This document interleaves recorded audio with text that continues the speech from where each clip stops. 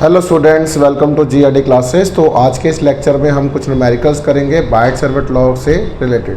तो स्टार्ट करते हैं फर्स्ट न्यूमेरिकल से। तो ये PQRST के फॉर्म में एक वायर है जिसके थ्रू हमें मैग्नेटिक फील्ड निकालना है O पॉइंट पर। तो सबसे पहले जो पॉइंट O पर लाइन स्ट्रेट जाएगी, लाइन सेगमेंट PQ और ST बिल्कुल स्ट्रेट है, तो दैट मीन जो स्ट्रेट है उसके अक्रॉस साइन 0 0 हो जाएगा। तो मैग्नेटिक फील्ड PQ के अक्रॉस और मैग्नेटिक फील्ड ST के अक्रॉस 0 मिलेगा। अब हमारे पास ये आर्क रहती है, दैट इज QRS। तो फॉर आर्क QRS हमारे पास DL की जो वैल्यू होगी वो होता है theta into radius. Theta arc upon radius होता है, आर्क को मैंने DL माना है तो रेडियस को मैं इस साइड ले गया। अब ये जो थीटा है ये कितना एंगल है, π/2 π/2 π/2 और यू कैन से 3π/2। 3π/2 मेरे पास थीटा की वैल्यू है इस आर्क के लिए और इसका रेडियस r है और यहाँ पर एंगल मिल गया, सॉरी DL मिल गया 3π/2 इंटू r। अब बायट-सेवर्ट लॉ के अकॉर्डिंग मैग्नेटिक फील्ड जो होता है वो μ0/4π I dl sine theta divided by r² होता है। थीटा की वैल्यू बच्चों साइन 90 जो होता है, यहाँ पे साइन थीटा साइन 90 के बराबर हो जाएगा विच इज इक्वल्स टू 1। क्योंकि आप किसी भी जगह पर यहाँ पर DL ड्रॉ करेंगे तो ये I है और ये बच्चों R है, तो ये 90 डिग्री है। DL और R में जो एंगल है वो 90 डिग्री का है। अच्छा, अब ये साइन 91 हो गया तो मैग्नेटिक फील्ड हो जाएगा μ0/4π I by r² in DL you have to put 3π/2 into r। एक r से r कैंसिल हो जाएगा, पाई से पाई कैंसिल हो जाएगा, तो 3/8 μ0I/r हो जाएगा। ये मेरा रिक्वायर्ड मैग्नेटिक फील्ड है। और जब आप ये पूरा रिलेशन निकाल लेंगे तो उसमें कोई भी न्यूमेरिकल आ जाए इससे रिलेटेड तो आप I की जगह वैल्यू पुट कर देना, R की जगह रेडियस की वैल्यू पुट कर देना और आप अपना आंसर निकाल सकते हैं। अब ये हमारे पास क्वेश्चन नंबर 2 है। अब इस क्वेश्चन नंबर 2 में हमारे पास मैग्नेटिक फील्ड O पॉइंट पर निकालना है। हमारे पास एक स्ट्रेट कंडक्टर दे दिया है, इसका नाम लेट अस सपोज PQ है, सॉरी PQ तो नहीं है, ये कंडक्टर P है, ठीक है। और आपको पता है कि कंडक्टर P है स्ट्रेट कंडक्टर और एक सर्कुलर कंडक्टर दिया है। तो इसको मैं अगर 1 बोल दूँ तो इसको मैंने, अच्छा इसको ऐसे 1 ना करके इसको स्मॉल में 1 बोलो और इसको स्मॉल में 2 बोलते हैं, ठीक है ना। अच्छा, अगर ये सर्कुलर कंडक्टर है 2 और ये स्ट्रेट कंडक्टर है 1, इन दोनों के अक्रॉस O पॉइंट पे मैग्नेटिक फील्ड निकालना है। कैसे करेंगे? सबसे पहले स्ट्रेट कंडक्टर है तो स्ट्रेट कंडक्टर के थ्रू किसी r डिस्टेंस पर मैग्नेटिक फील्ड O पॉइंट पर बाहर निकलेगी, ठीक है। तो जब ये बाहर की तरफ निकलेगी तो कहता है फॉर 1 मतलब ये कंडक्टर स्ट्रेट कंडक्टर है ये, तो स्ट्रेट कंडक्टर के लिए मैग्नेटिक फील्ड O पॉइंट पर होगी। कितना डिस्टेंस है बच्चों, ये R ही माना जाएगा। तो मैग्नेटिक फील्ड मान लेंगे B1, कितना होएगा आप सही बच्चों को बताया μ0I में 2πr। कैसा है ये बच्चों, आउटवर्ड्स है। कैसा है, आउटवर्ड्स है, तो यहाँ पर डॉट बना देंगे। अब सेकंड जो कंडक्टर है ये एक सर्कुलर कंडक्टर है और सेंटर पे जब मैग्नेटिक फील्ड निकालते हैं उसका मैग्नेटिक फील्ड का जो रिजल्ट है μ0I/2r होता है। तो फॉर कंडक्टर 2 के लिए that is circular current carrying loop के लिए जो मैग्नेटिक फील्ड होगा बच्चों वो B2 होगा। अब कैसा करंट है, this is anti clockwise current और O पॉइंट पे मैग्नेटिक फील्ड दोबारा आउटवर्ड्स आ रहा है, तो यू कैन राइट μ0I/2r। तो ये मैग्नेटिक फील्ड होगा, कैसा हो गया, ये भी आउटवर्ड्स हो जाएगा, दिस इज डॉट। तो B1 B2 जब दोनों सेम डायरेक्शन में आ रहे हैं मैग्नेटिक फील्ड तो ये ऐड अप हो जाएंगे। तो B नेट जो होगा वो बच्चों B1 प्लस ऑफ B2 माना जाएगा। तो μ0I/2πr प्लस μ0I/2r।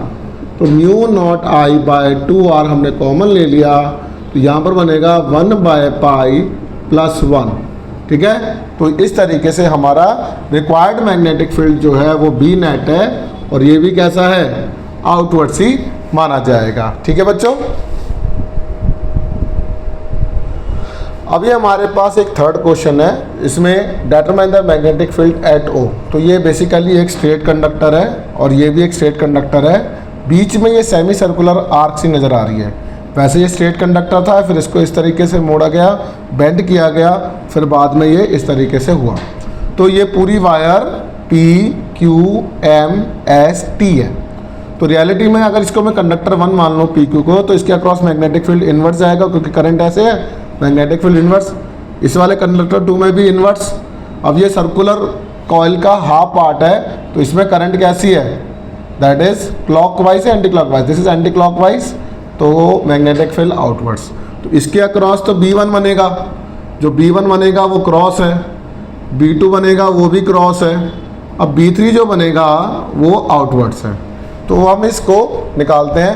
तो अगर ये करंट स्ट्रेट कंडक्टर है PQ, तो you can say for PQ, तो मैग्नेटिक फील्ड कितना बनेगा, B1 mu naught I upon में, दैट इज 4 पाई R। ठीक है, कितना हो गया, म्यू नॉट I अपॉन में 4 pi R।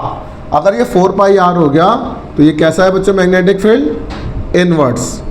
For ST wire के लिए मैग्नेटिक फील्ड B2 बनेगा म्यू नॉट I अपॉन में 4 पाई R। ठीक है, तो ये इस तरीके से इन्फिनिटी लॉन्ग थे ना, तो उसका रिजल्ट हमारे पास पता है कि इसी तरीके से आता है।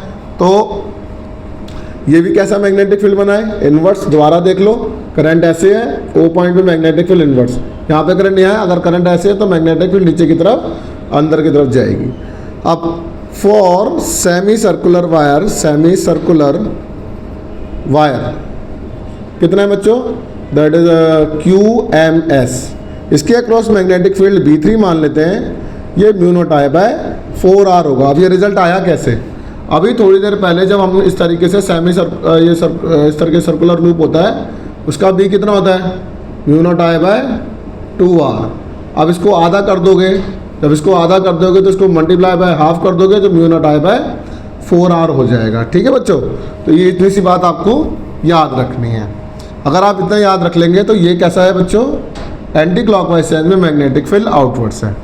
बड़े ध्यान से देखो कि ये दोनों तो एड अप होंगे, और ये वाला जो है, क्योंकि ये दोनों का मैग्नेटिक फील्ड सेम डायरेक्शन में, इसलिए ये दोनों एक साइड ऐड हो जाते हैं। और ये B3 जो है, इसका मैग्नीट्यूड इन वाले मैग्नीट्यूड से ज़्यादा माना जाएगा, चाहे तो सॉल्व करके देख लेना।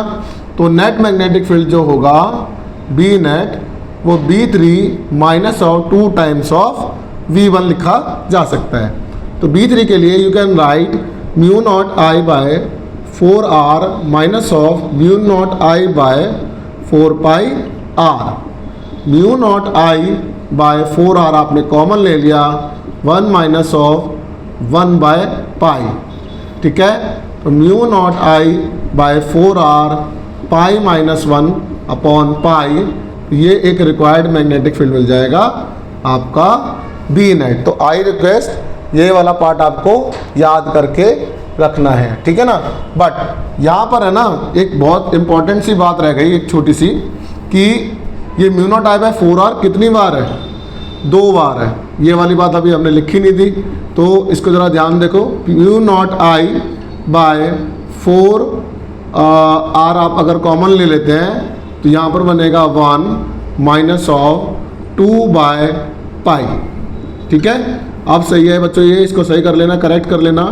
Mu naught I by 4R, तो pi minus 2 divided by pi बन जाएगा, जो मेरा रिक्वायर्ड मैग्नेटिक फील्ड होगा। तो आई रिक्वेस्ट ये आपको फिर से सॉल्व करके, जो हमने पहले करा था यहाँ पे 2 से मल्टीप्लाई नहीं करा था, तो ये फिर से सॉल्व कर लीजिएगा। इस तरीके के न्यूमेरिकल आपके एग्जाम्स में पूछे जाएंगे। रिक्वेस्ट है प्रैक्टिस करते रहें। Thank you very much.